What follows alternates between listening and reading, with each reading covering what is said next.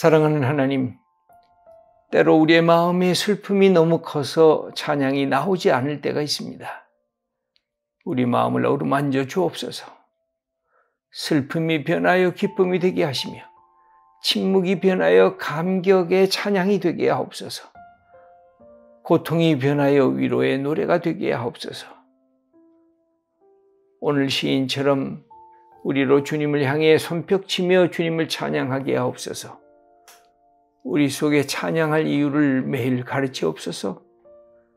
우리의 찬양 중에 거하시는 하나님, 찬송함으로 우리의 하나님의 얼굴을 뵙게 하옵소서. 찬양을 통해 우리의 영혼이 주님의 얼굴같이 빛나게 하옵소서. 아멘. 여러분, 시편은 찬양의 시인데 그 어디 하나 우리가 읽어봐도 고난과 역경이 없었던 찬양이 없었다고 말씀드릴 수가 있습니다. 근데 우리로 하여금 찬양하게 하시면서 하나님께서 그곳에 임재하시고 하나님의 거룩함을 우리에게 보여주십니다. 시편 22편 3절을 보면 이스라엘의 찬송 중에 거하시는 주여, 주는 거룩하시니이다. 하나님의 찬송 속에서 하나님 우리와 함께 계시는 그 하나님을 노래했던 믿음의 선배들의 모습을 볼 수가 있는 것입니다. 그래서 오늘 이 시인은 우리를 향해서 찬송을 부르면 하나님께서 우리에게 임재하시는 역사를 깨달을 수 있다고 말씀하고 있습니다. 하나님께서 우리에게 임재하시기 때문에 찬송을 부르기도 하지만 우리가 때로는 우리의 마음이 슬퍼도 찬송하고 우리의 마음이 답답해도 찬송하면 하나님의 역사가 우리에게 거꾸로 임하시기도 하는 것입니다. 이것은 함께 가기도 합니다. 여러분, 기쁠 때도 찬양하지만 때로는 마음이 껄껄하고 마음이 답답하고 어찌할 줄 모를 때도 거꾸로 찬양을 펴보아서 찬송을 부르게 되면 그 속에 우리 믿음의 선배들이 고백했던 그들의 그 찬양의 마음이 우리의 마음이 되고 그리고 하나님께서 우리와 함께 동행하시고 계시는 것을 볼 수가 있습니다. 우리가 잘 아는 대로 사도행전 16장을 보면 바울이 빌립보에서 그의 믿음의 형제였던 실라와 함께 복음을 증거하다가 그는 시당국에 고발을 당합니다. 바리새인들, 유대인들에게 고발을 당하고 그는 매를 맞고 감옥에 투옥이 됩니다. 그 상황은 기도할 수, 또 그 상황은 찬양할 수 있는 상황이 아니었습니다. 어둠 속에 파묻혔습니다. 근데 성경을 보면 그들이 한밤중에 불평하기 대신에 찬양을 부르기 시작했습니다. 그들이 하나님을 향해서 원망하기 전에 기도를 하나님께 드리기 시작했습니다. 그때 기적이 일어났고 지진이 일어났고 옥문이 열려졌고 그들이 구원받는 역사가 일어났던 것을 성경은 기록해 주고 있습니다.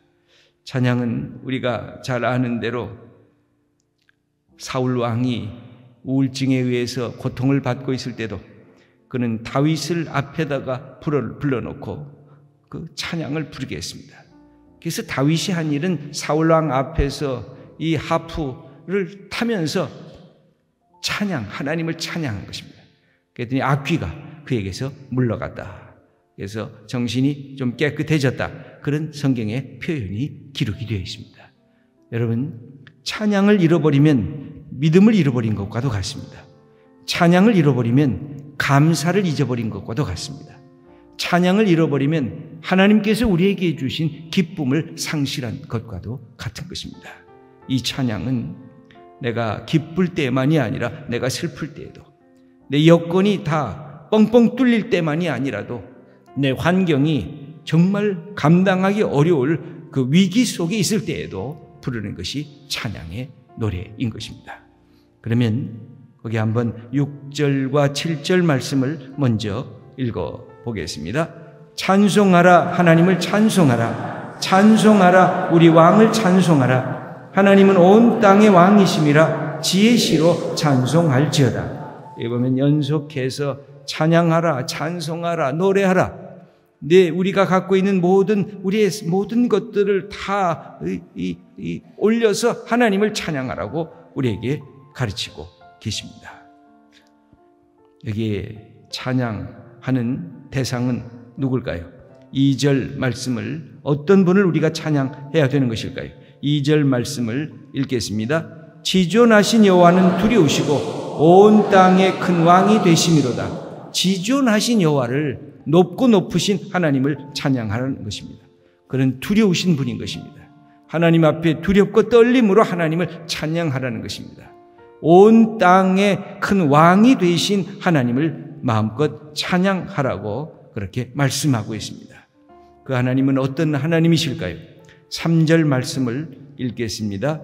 여호와께서 만민을 우리에게 나라들을 우리 발 아래에 복종하게 하시며 하나님께서 승리자가 되시고 우리로 하여금 믿음의 사람들로 하여금 승리자가 되게 하시는 이 하나님의 역사를 찬양하라는 것입니다. 우리가 믿고 계신 하나님은 만군의 여호와이시고 온 이 세상을 다스리시는 최고의 통치자이신 것을 찬양하라고 하는 말씀입니다. 하나님과 같은 분이 이 땅에 없다는 것입니다. 하나님처럼 존중을 받을 분이 이 땅에 없다는 것입니다. 모든 신들은 피조물이고 모든 만물들은 피조물이고 그러나 이 모든 것들을 만드시고 다스리시는 하나님을 찬양하라고 그리고 하나님 그 분을 높이라고 우리에게 말씀하고 계십니다.